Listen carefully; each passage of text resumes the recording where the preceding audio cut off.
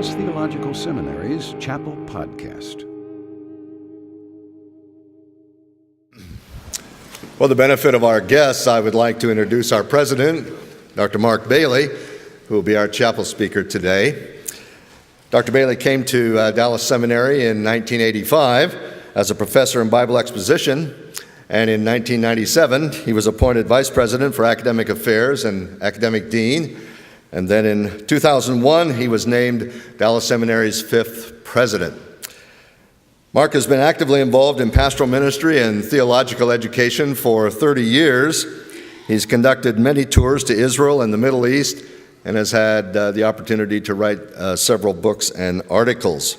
Dr. Bailey and his wife Barbara have two sons, Josh, who is married to Emily, and Jeremy, and they especially enjoy their two grandchildren. I'd like you to join with me in welcoming our president, Dr. Mark Bailey.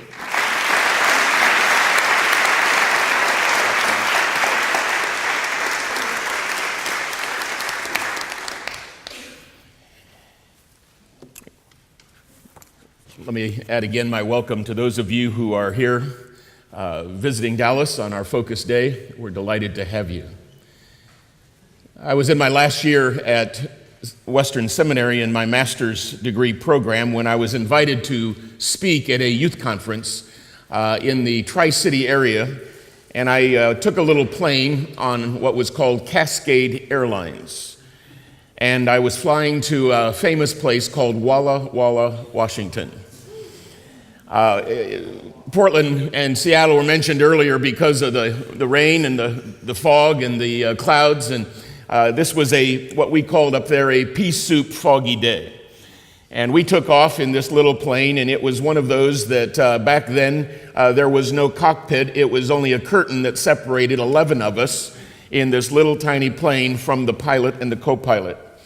And I was holding my Bible. I still remembered it was one of the first hardback New American Standard big Bibles. I had put a padded cover over it, and it was my security pillow as I flew in this bumpy little plane as we headed to Walla Walla, Washington.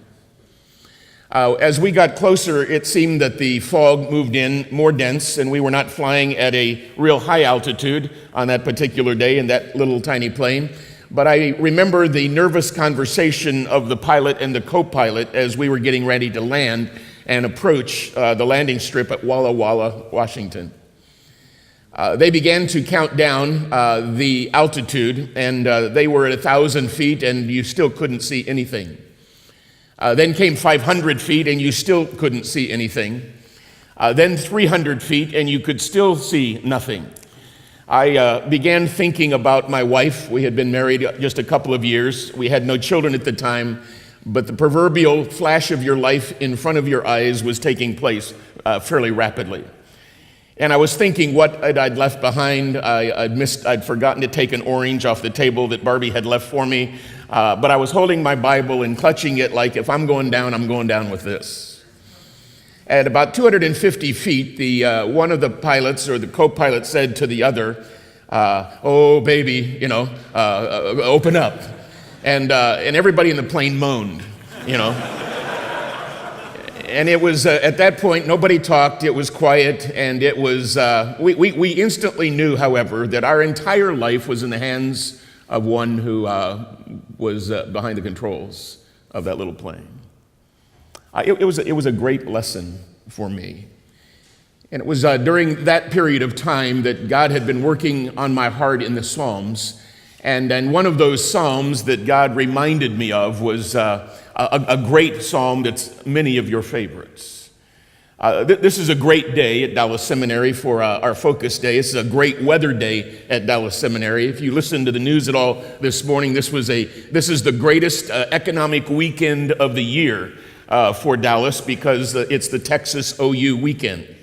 And we have the invasion of those from the north who come across the Red River. And if you listen to, Randy Galloway, he would remind them that they need to take their tick baths as they cross the river before they come into our state. It is a rivalry that goes way back. They have to govern the tunnel over here at the Cotton Bowl as to which team comes out at what time, so there's no fights in the hallways and in the aisles, before they come onto the field and put it all on. It's a great weekend, and it's great weather for that. It's the last weekend of the Texas State Fair. It's a very interesting set of days because if you followed the news yesterday, there was what we call now the Balloon Boy in Fort Collins, Colorado, who, whether it's a stunt or whether it was an accident, they're still, the pundits are still trying to figure that out. But a homemade weather balloon was launched from the yard of a couple up there, thinking the 6-year-old boy was in the balloon, taking off, flying some 18, 20 miles as a victim of the wind. And he ended up being in a box hiding in the attic of the garage, so his dad wouldn't find him for whatever reasons. We're still not sure. If you saw the news, it's also a great day because in Melbourne, Australia, a lady left her baby in the stroller and right on the platform of a train, and she turned around and that stroller went off in front of the train. It hit the baby stroller, dragged it 31 feet, and the baby basically has a scratch on its forehead, and that's it. What a wild day. What a great weekend. And I thought, why not go to a great psalm? Because it has a great theme, and it's the theme of our God. Turn with me to Psalm 139. I have chosen to call it the mining shaft of refinement, and you'll understand why as we move into that. Probably the most famous verses of this psalm are the last two verses, Psalm 139, verses 23 and 24. Psalm 139, 23 and 24, it's become the theme of a hymn that we sing in meditation, Search me, O God, know my heart, etc. And the psalm, those lines go like this: Search me, O God, and know my heart. Try me and know my anxious thoughts. See if there be any hurtful way in me, and lead me in the way everlasting. I want to take those two verses apart and then look at the psalm as an extension of that in a moment. But as you look at the first two lines, in great Hebrew parallelism, it's often called stereometrics, there's a line with a restatement of another line in great art style, imagery, poetic fashion, and they play off of each other. And there are parallel ideas that help interpret one line with the other line. And you'll notice that he starts off, search me, O God, and know my heart. When you look up that word search, you'll find that it comes out of the mining industry. It comes out of a mining shaft imagery, which basically means, God, dig me out. Dig me out. When I left seminary and started in our first ministry, we were back in my hometown of Phoenix, Arizona, and years earlier, I had visited a place called Baghdad, Arizona. You don't want to go there. Baghdad was 17 miles of dirt road off of any paved road, but we played them in basketball and football, and we went up there to minister in a youth rally, and they had a huge open pit copper mine. And you looked over the edge of that copper mine, and there were what looked like toy trucks down in the bottom of that open pit copper mine. As you look, though, those trucks began to ream their way out of that pit, and by the time they got up level with you, the tires were bigger and taller than you were, and it was just a massive open pit. Well, Luther says, bold is the man who prays this kind of a prayer. God, search me. Use the pick and shovel of your life and dig me out. Search me, O God. He says, search me and know my heart, that central control panel of all of our existence, the basic center of our being, from which all of our thoughts and all of our inclinations come. It's a bold prayer to say, God, would you search me and would you really know me, know my heart? The second line is in parallel to that, and that is try me is parallel with search me. And in the mining process, after the ore had been dug out of the ground, they would then take it And they would put it on the scale to measure the difference between dirt without any ore and dirt that had ore, and they would weigh it. And the word to try is a word that basically means to place it in the balance scale and weigh it. So it's the second step in the mining process. David may be hiding from Saul. Maybe he is in conflict down in the Philistine territory, near the cave of Adullam, or wherever he might be. But maybe he's sitting there, and maybe he's in a shaft of a mining operation in which he sees the pick and the shovel marks on the wall. Whatever the background for this psalm, he's using terms. God, dig me out and try me. And try me, and then he says, know my anxious thoughts. The parallel between heart and thoughts is pretty immediate as far as in English is concerned. I remember when I first looked up this term, I looked it up in this doorstop of a volume called BDB, affectionately, Brown, Driver, and Briggs. And I'm sure there's been some new edits of this book and some revisions of this book. But as I looked up this word, and if you wanted to know, it's in this volume. It's on page 972. And when you look up this noun, it has the idea of branches, branching out. And I thought, I've been away from Hebrew a little too long. And I thought, I think I looked up the wrong word. So I actually closed the book when I first looked this word up, and I opened it again and started over, thinking I had missed something somewhere, because that was a far cry from anxious thoughts. But I hadn't made a mistake. I've made plenty of other kinds of mistakes, but I hadn't made a mistake, and I'd looked at the right page, and it's 972. It's the first full entry on the left column, and it gives you that root idea that has the idea of divide and branching out or becoming involved. And then my days in X-ray technology that I had behind me before I went to seminary, and while I was in seminary, and my master's and my doctoral work, I suddenly go, oh, okay, I understand now. Because if you were to open the anatomy where the heart and the feeling of our emotions lie, you would not only part that cadaver, but you would see what looked like several sets of branches in the human body. In fact, in the circulatory system, it's called the brachial. In the lung system, it's called the bronchial. Both words have their idea in branches.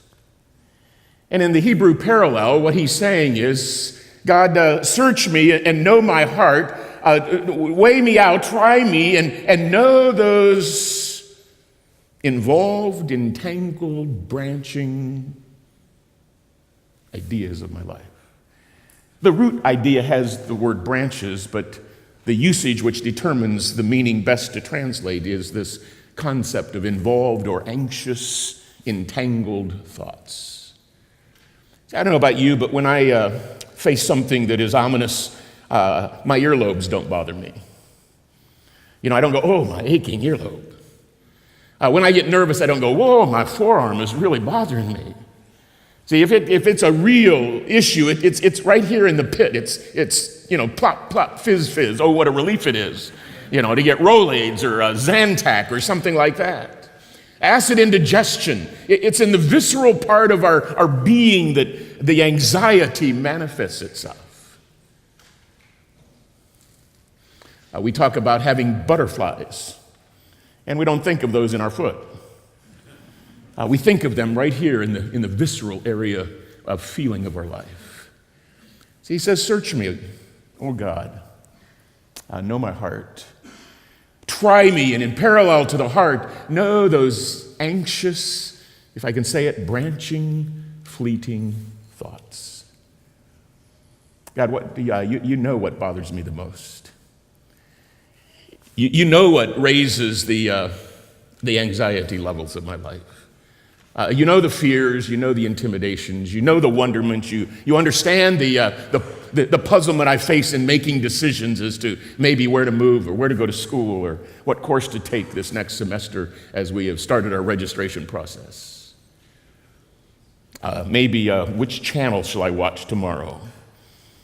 I know it's the Texas OU, but I really want to watch Florida play football, because Tim Tebow's sister graduated from Dallas Seminary, and I had the privilege of going to seminary with his dad. So I've become a Florida fan by osmosis, by proxy, but I'll watch it any chance I get. What are the anxious thoughts that are taking you out on those branches and leaves and windy kinds of situations? Now, if you look at that, there's one little phrase that has no parallel. It doesn't need a parallel to be understood in the passage. Could be repeated, and that's, "Oh God." But see, that's the person to whom he addresses this very bold prayer. So I want you to go back with me, and I want you to look at verse 1, because notice the parallel between verse 23 and verse 1. "O Lord, thou hast searched me," and literally known. Me is understood. You have searched me, and you have come to full knowledge of me. You have searched me. See, on the basis of what he will say in this opening section is the basis on which he will pray at the end of this psalm. Lord, you have searched me and you have known me. Now, I want you to see this. He begins to identify an attribute. See if you can pick it out as we go through it. Thou dost know when I sit down and when I rise up. In other words, you know my resting time, you know my rising time. Thou dost understand my thought from afar. Thou dost scrutinize, literally winnow is the word that's used to rake it over. You scrutinize my path and my lying down, my public life and even the private life. In fact, that last phrase is even used in the most intimate of moments between a married couple in the marriage bed. God, you know me when I'm out in public, you know when I'm in private. Thou art intimately, I guess so, if he knows all of that, thou art intimately acquainted with all of my ways. Now watch, even before there is a word on my tongue, behold, O Lord, thou dost know it all. When my second son was born, my first son, Josh, who graduated from here, was 5, and he went with me to the hospital because my wife had had a C-section. And he, being a curious 5-year-old, wanted to know, how did the baby come? And my wife, very discreetly, she pulled her sheet down and her gown up just to expose that small section of where they did the incision for a C-section, for a cesarean delivery. Now, my son wasn't bothered by the big scar, but there was a little scar right above the navel where Barbie had ovarian cysts in her early days of our marriage, and they had done a laparoscopy, a little tiny incision. It wasn't the big one, but my son looked at the little one and shocked us all when he said, pardon my vernacular, this is what he said, "What the hell is that?"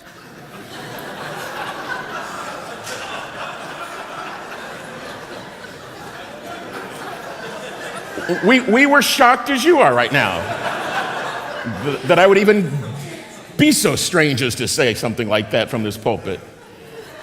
And my instinct was, "What did you say?" And he started to say it again. And I said, "Don't say that." And he didn't learn that from us. We don't use that kind of language in that kind of way.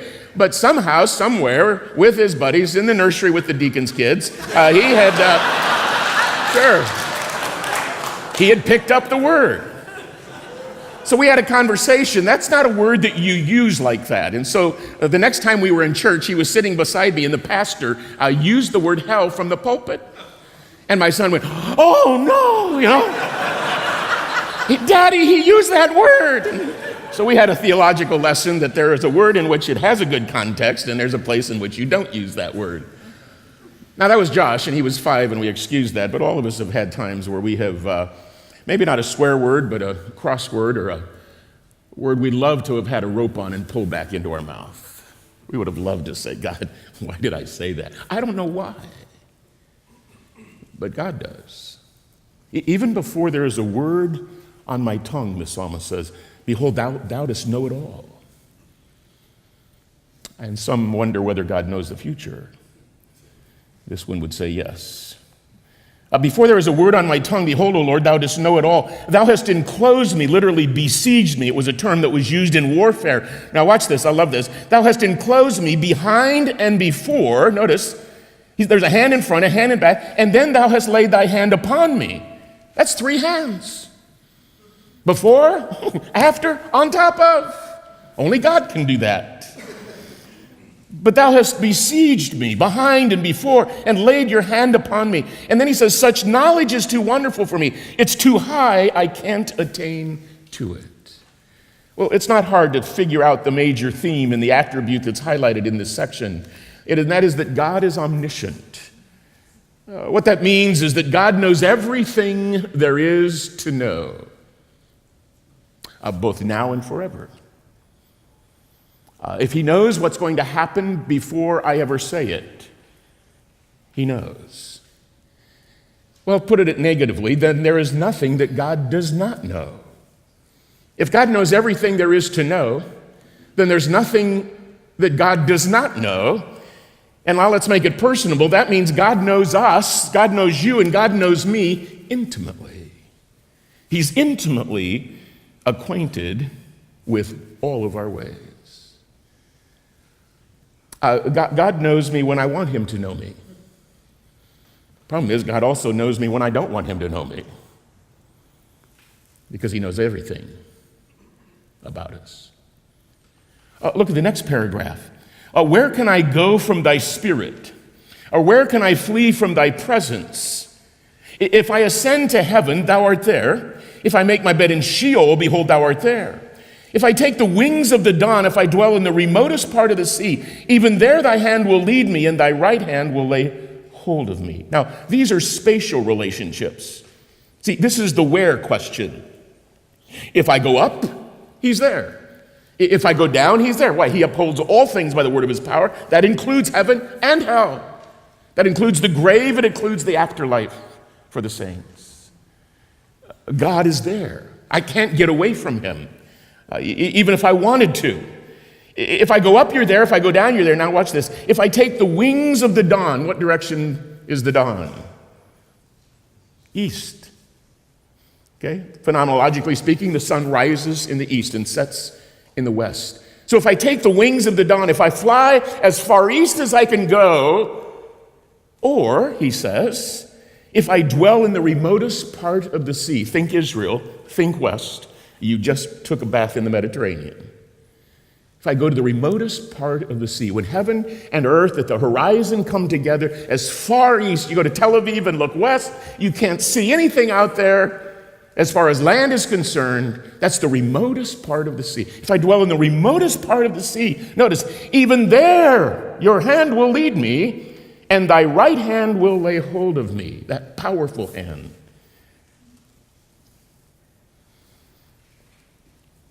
See, there is nowhere I can go where God is not. Now that's spatial relationships. But there's a space-time continuum, so what about time? Look at the next verse. If I say, surely the darkness will overwhelm me, and the light around me will be night, even the darkness is not too dark to thee, and the light is as bright as the day, darkness and light are alike to thee. Can I tell you something this morning? 12 o'clock, midnight or noon is 12 o'clock to God. Makes no difference. When I was real little, we moved to a little place called Carbondale, Arizona. We lived in the upstairs apartment of a 2-story building, and there were 2 apartments on the upper level, and we were in one of them as a family. And my dad worked on the worked for the Colorado Game and Fish Department, and he worked on the fish hatchery in Carbondale, raising fish, trout, and things like that to plant in the high streams and lakes of Colorado. Grew up riding shotgun on a fish truck. At least we knew where the fish were, though.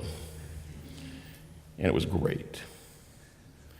But I remember being home before I ever went to full day of school.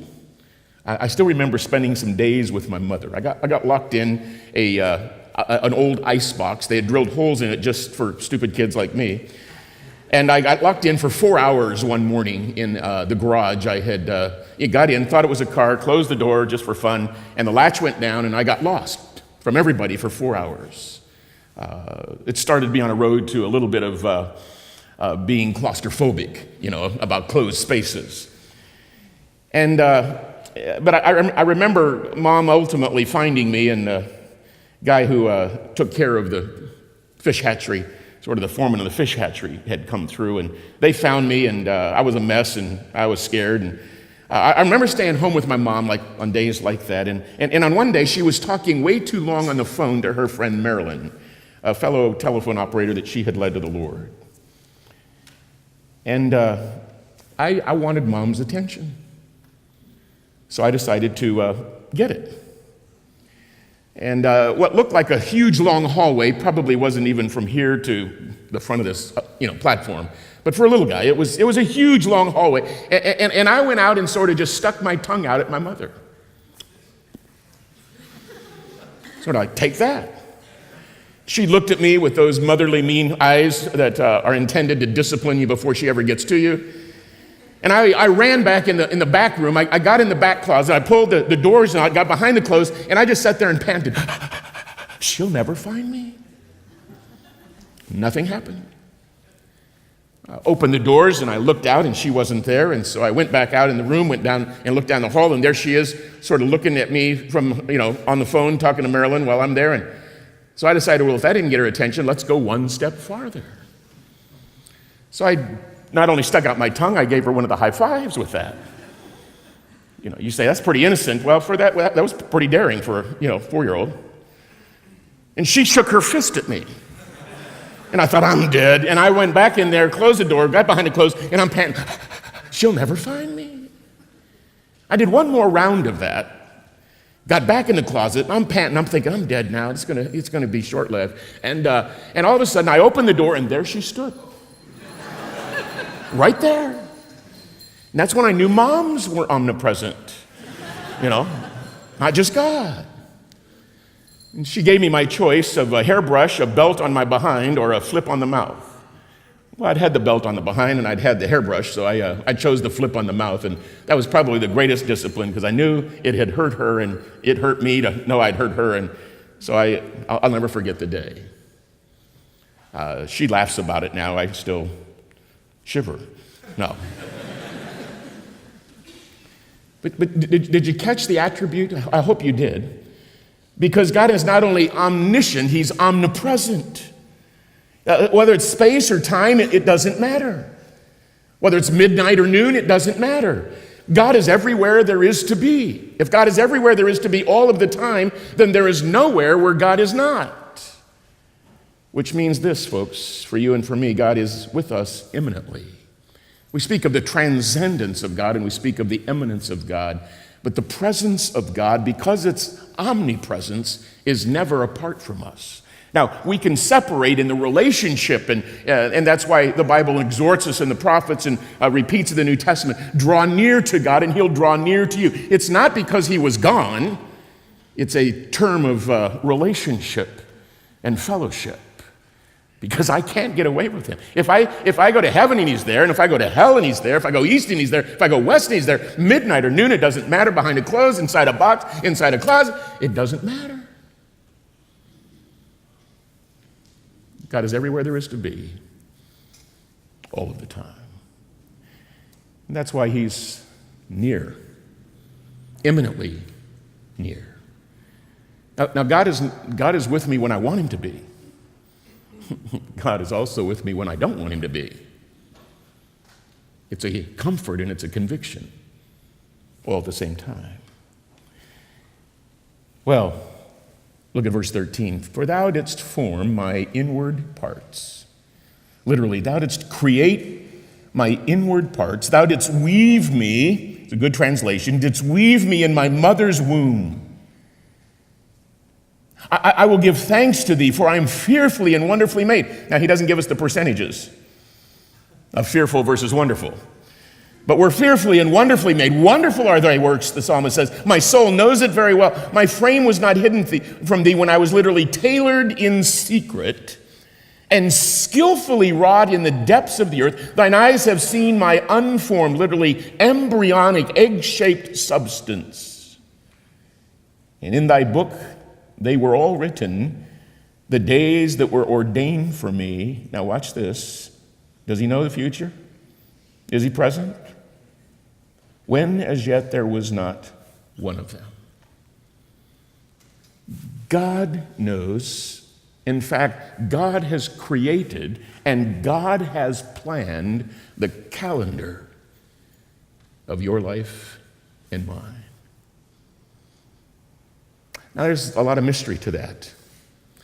There's a lot of mystery when there is anomalies of birth. There's a lot of mysteries when there is infant death. There's a lot of mysteries when somebody is born with brain damage and lives with that their entire life. There's a lot of unanswered things that we'll have answered the first nanosecond in heaven.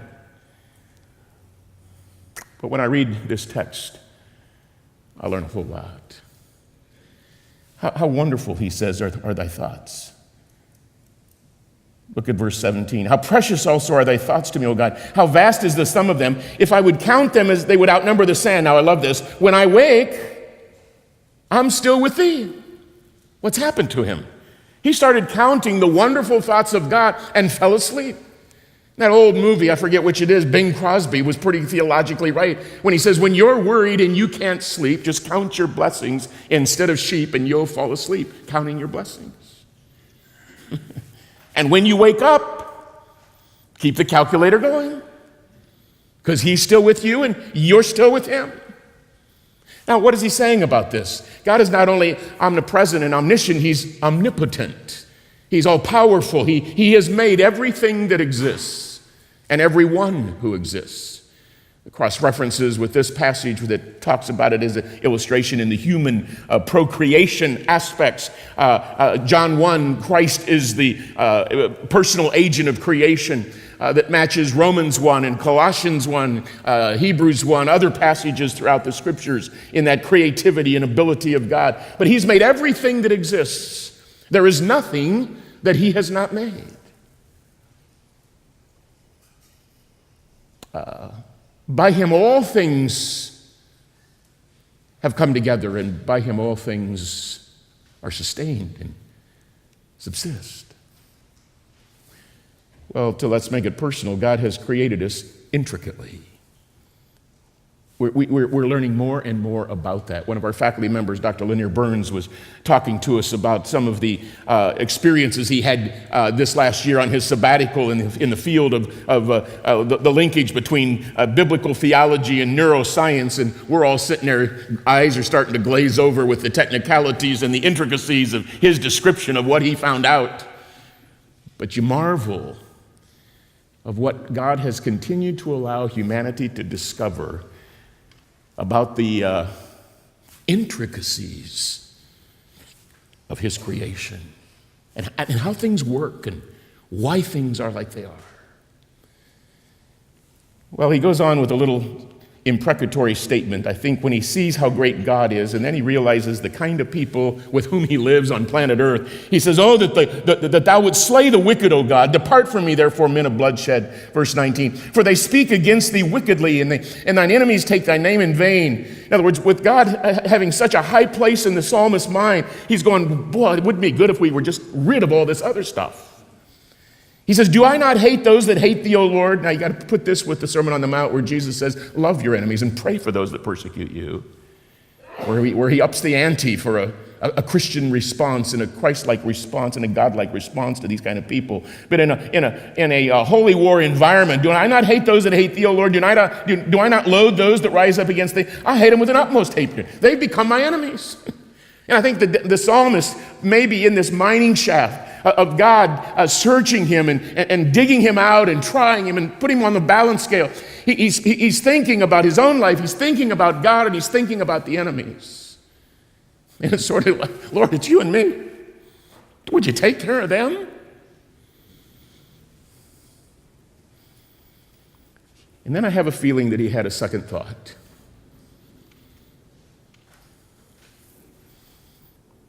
God, if that's what I'm wanting you to do with them, what am I wanting you to do with me? Oh God, search me. Search me and know my heart. Try me and know my anxious thoughts. And then verse 24, see if there be a hurtful way in me. See if there's something in me that would cause harm to myself, would cause harm to others, that just which wouldn't be kosher with your character. And then in good antithetical parallelism, he says, would you lead me the other way? Would you lead me in the way everlasting? See, the third step in the mining process was not only that they would dig it out, not only would they put it on the balance scales, but then they would inspect it and see if there were any flaws. You who have recently been married or been engaged, you understand that process. Where you go to the jeweler and you pick out a stone and then they ask you to look at it and the cut and the clarity and all the other C's that go into the evaluation of a diamond. And you see with that inspection, are there any flaws in there? How did that degrade the value of that stone? And the psalmist is asking God, would you see if there's any flaws in me? And if you find any flaws in me, Lord, would you lead me in exactly the opposite way? Would you lead me in the derek olam, is the Hebrew expression, the way that is characterized by God in everlasting life? That's what the psalmist wants.